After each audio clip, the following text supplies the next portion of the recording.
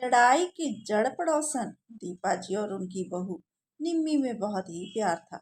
दोनों ही घर का सारा काम मिलकर करती और जहाँ भी जाती थी साथ में ही जाती थी। सास बहू का प्यार उनकी पड़ोसन संतोष से देखा नहीं जाता था, इसलिए उसने उनके घर में लड़ाई डालने की तरकीब सोची।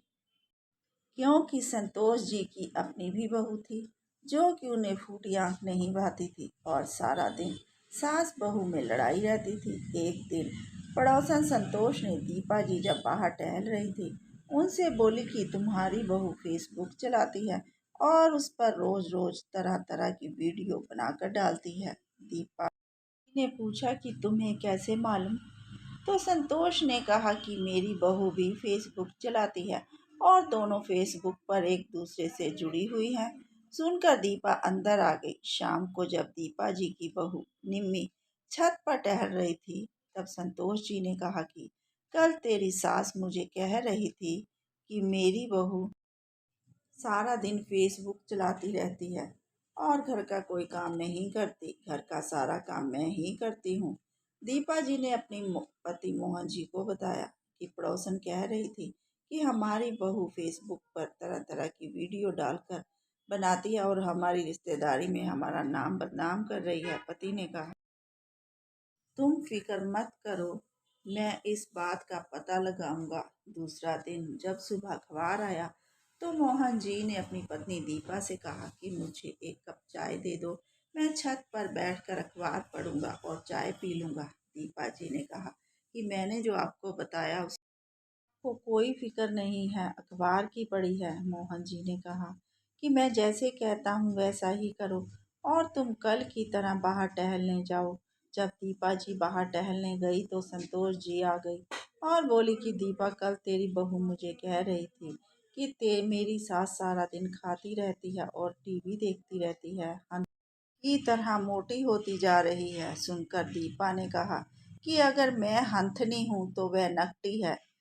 अब शाम को संतोष जी को पेट में दर्द होने लगा कि कब मैं दीपा की बहू को बताऊं कि उसकी सास ने उसके बारे में क्या कहा है। शाम को निम्मी जब छत पर कपड़े लेने गई तो संतोष जी ने कहा कि तुम्हारी सास तुम्हें नकटी कह रही थी।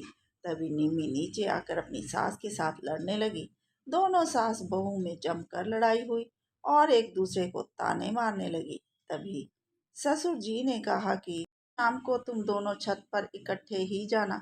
शाम को संतोष जी बड़ी बेचैनी से निम्मी का इंतजार कर रही थी।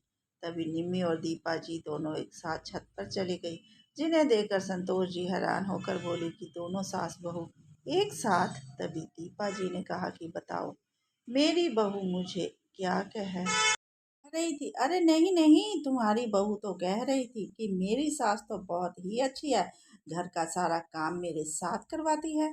तभी निम्मी ने कहा कि आंटी जी, बहू कैसी है उसका भी बताइए। संतोष ने कहा कि नहीं, तुम्हारी सास तो कहती है कि मेरी बहू तो बहुत ही अच्छी और लायक।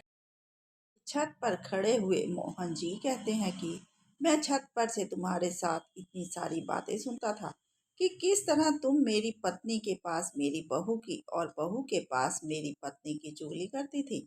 तभी निम्मी ने कहा कि आंटी जी, आज के बाद तुम्हारा और हमारा कोई भी लेना देना नहीं हो। मोहन जी ने अपनी पत्नी से हंसते हुए कहा, देख, मेरा ऊपर अखबार पढ़ते और चाय पीने का क्या मतलब था?